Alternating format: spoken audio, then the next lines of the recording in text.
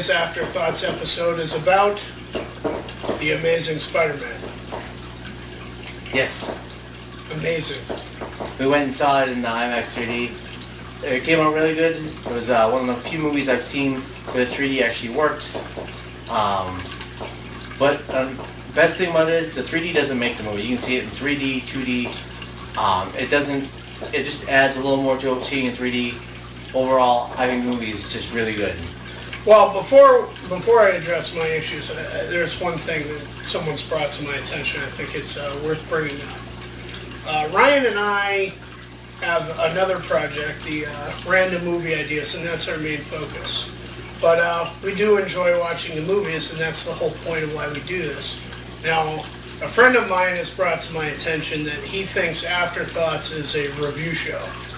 And he's not wrong. If you say, hey, kudos, it's good, go see it, that's you saying, putting your stamp of approval on it, and hey, you're right, I guess that's a review. But when I think of review, I think of how is it shot, how are the lighting, how does the story work. A review is what is the essence of the movie, and that's not what Ryan and I are talking about. So, to my friend, you're right, it's a review show, but I don't perceive it that way. Anyway, I think old movie, new movie doesn't really matter if you're Stan Lee or a winner. That's all I gotta say. You can't go wrong when you take something and you draw it on paper and then suddenly there it is on the big screen. And I have to say, with this experience, I honestly enjoyed the last experience of being with Spidey and swinging around or whatever, but this time I felt like I was swinging around, and that, I think, is why the IMAX works so beautifully and the 3D really works, because I think they spent more time to really take you on a journey with Spidey. And, a lot of people are like, oh, it's a reboot, why are they redoing it? All this story's changing a little bit on how it's told and stuff like that. Well, that's great. You know what? You're not a comic book fan. You're going to make those accusations, you're not a comic book fan. Look at it, alright?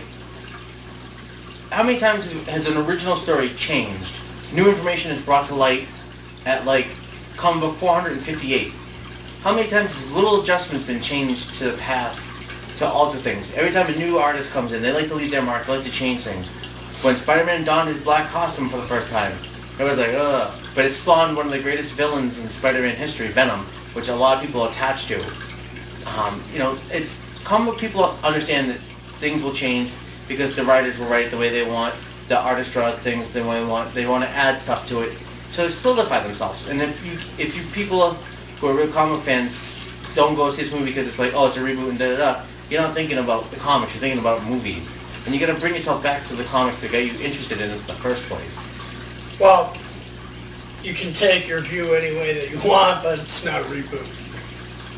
It's not a reboot, and it's not number 4. What it actually is it's a reimagining of the same story, which technically would mean reboot, but if you remember, not too long ago, there was a guy, it was Peter Parker, he had the same memories, he had the same storyline, and then we found out he was somebody else. I think this is their way of creating the Scarlet Spider. That's just my personal view.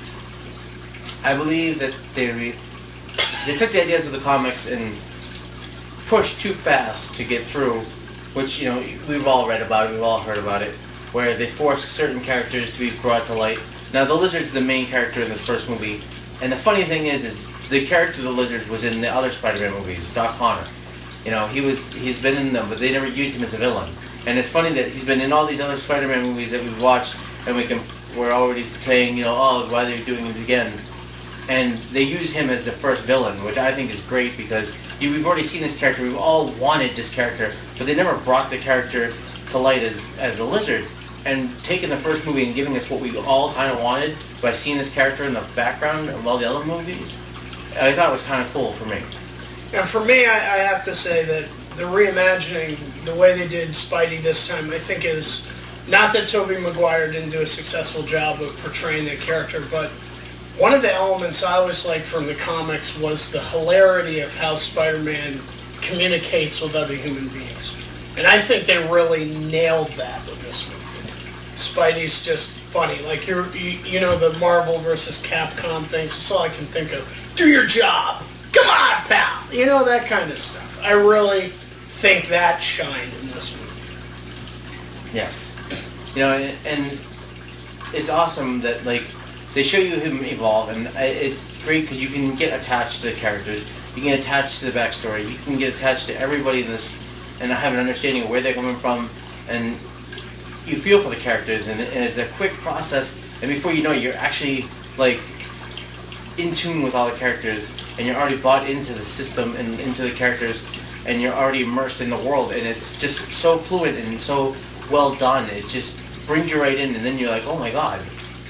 Yeah, you're like, oh my god, what is with Andrew Garfield's hair? What is with the hair, okay? That's my only gripe. Hair. You'll have to see the movie to understand what I'm talking about. And for us comic book fans, I think you're going to fall in love with Emma Stone. And the unfortunate thing is, for the comic book fans, Gwen Stacy dies later. Yes. I'm pretty sure everybody who's been a fan of Spider-Man for years already know that. I don't want to see Emma Stone die. That's all I'm saying. You might not. I mean, you know, you don't know what direction they're going to go. It might be an auto movie death where you don't even see the character. Well, what we're going to see is Andrew Garfield and Tobey Maguire in the same movie when the two stories merge, and we find out which one of them is the Scarlet Spider. Well, I have to say, you need to see it to believe it. Amazing Spider-Man, I agree, Amazing was the right title. And I actually think this is a notch up from the other movies. I don't know, but just because of the way it evolved, the other movies, that I kind of lost interest in it. But this really renewed my interest in the Spider-Man series. I've always been a fan of Marvel over DC.